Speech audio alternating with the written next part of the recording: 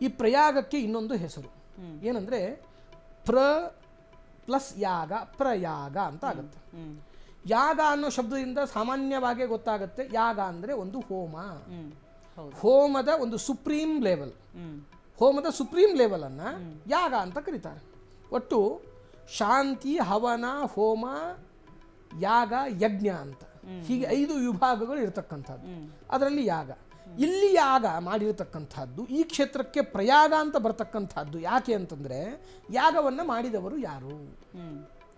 ಯಾರು ಸೃಷ್ಟಿ ಸ್ಥಿತಿ ಲಯಗಳಿಗೆ ಕಾರಣರಾದಂತಹ ತ್ರಿಮೂರ್ತಿಗಳಿದ್ದಾರೋ ಬ್ರಹ್ಮ, ವಿಷ್ಣು, ಮಹೇಶ್ವರರು ಅಂತ ಈ ಒಂದು ಕ್ಷೇತ್ರ ಆ 3 ಜನಕ್ಕೆ ವಿಶೇಷವಾಗಿ ಸಂಬಂಧಿತವಾದದ್ದು.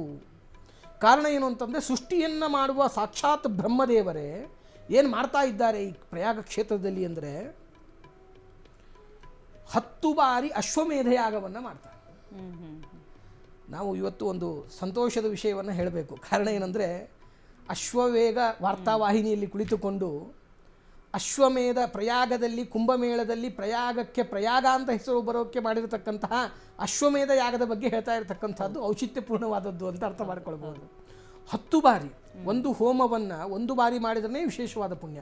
ಅದರಲ್ಲೂ ಯಾಗ ಮಾಡ್ತಕ್ಕಂಥವರು ಬ್ರಹ್ಮದೇವರು. ಅವರು 1 ಬಾರಿ ಮಾಡಿದರೂ ಸಾಕು, ಆದರೆ 10 ಬಾರಿಯನ್ನು ಮಾಡಿ 10 ಬಾರಿ ಯಾಗವನ್ನು ಮಾಡಿ ಅದರ ಪುಣ್ಯವನ್ನು ಬಂದ ಭಕ್ತರಿಗೆ ಆ ಕ್ಷೇತ್ರಕ್ಕೆ ಇಟ್ಟು ಆ ಕ್ಷೇತ್ರಕ್ಕೆ ಗಮನಾಗಮನ ಬಂದು ಹೋಗ್ತಕ್ಕಂತಹ ಭಕ್ತರಿಗೆ ಧಾರೆ ಎರೆದು ಕೊಡೋದಕ್ಕಾಗಿ ಇದ್ದಾರೆ. ಇದನ್ನು ಒಂದು ರೀತಿಯಲ್ಲಿ ನಾವು ಸರಿಯಾಗಿ ಅರ್ಥ ಮಾಡಿಕೊಳ್ಬೇಕು. ಈ ಪ್ರಯಾಗಕ್ಕೆ ಇನ್ನೊಂದು ಹೆಸರು ಏನಂದರೆ ಪ್ಲಸ್ ಯಾಗ ಪ್ರಯಾಗ ಅಂತ ಆಗುತ್ತೆ. ಯಾಗ ಅನ್ನೋ ಶಬ್ದದಿಂದ ಸಾಮಾನ್ಯವಾಗಿ ಗೊತ್ತಾಗುತ್ತೆ ಯಾಗ ಅಂದರೆ ಒಂದು ಹೋಮ, ಹೋಮದ ಒಂದು ಸುಪ್ರೀಂ ಲೆವೆಲ್, ಹೋಮದ ಸುಪ್ರೀಂ ಲೆವೆಲನ್ನು ಯಾಗ ಅಂತ ಕರೀತಾರೆ. ಒಟ್ಟು ಶಾಂತಿ, ಹವನ, ಹೋಮ, ಯಾಗ, ಯಜ್ಞ ಅಂತ ಹೀಗೆ 5 ವಿಭಾಗಗಳು ಇರತಕ್ಕಂಥದ್ದು. ಅದರಲ್ಲಿ ಯಾಗ, ಇಲ್ಲಿ ಯಾಗ ಮಾಡಿರತಕ್ಕಂಥದ್ದು ಈ ಕ್ಷೇತ್ರಕ್ಕೆ ಪ್ರಯಾಗ ಅಂತ ಬರ್ತಕ್ಕಂಥದ್ದು. ಯಾಕೆ ಅಂತಂದರೆ ಯಾಗವನ್ನು ಮಾಡಿದವರು ಯಾರು? ಯಾರು ಸೃಷ್ಟಿ ಸ್ಥಿತಿ ಲಯಗಳಿಗೆ ಕಾರಣರಾದಂತಹ ತ್ರಿಮೂರ್ತಿಗಳಿದ್ದಾರೋ ಬ್ರಹ್ಮ, ವಿಷ್ಣು, ಮಹೇಶ್ವರರು ಅಂತ ಈ ಒಂದು ಕ್ಷೇತ್ರ ಆ 3 ಜನಕ್ಕೆ ವಿಶೇಷವಾಗಿ ಸಂಬಂಧಿತವಾದದ್ದು. ಕಾರಣ ಏನು ಅಂತಂದರೆ ಸೃಷ್ಟಿಯನ್ನು ಮಾಡುವ ಸಾಕ್ಷಾತ್ ಬ್ರಹ್ಮದೇವರೇ ಏನು ಮಾಡ್ತಾ ಇದ್ದಾರೆ ಈ ಪ್ರಯಾಗ ಕ್ಷೇತ್ರದಲ್ಲಿ ಅಂದರೆ 10 ಬಾರಿ ಅಶ್ವಮೇಧ ಯಾಗವನ್ನು ಮಾಡ್ತಾರೆ.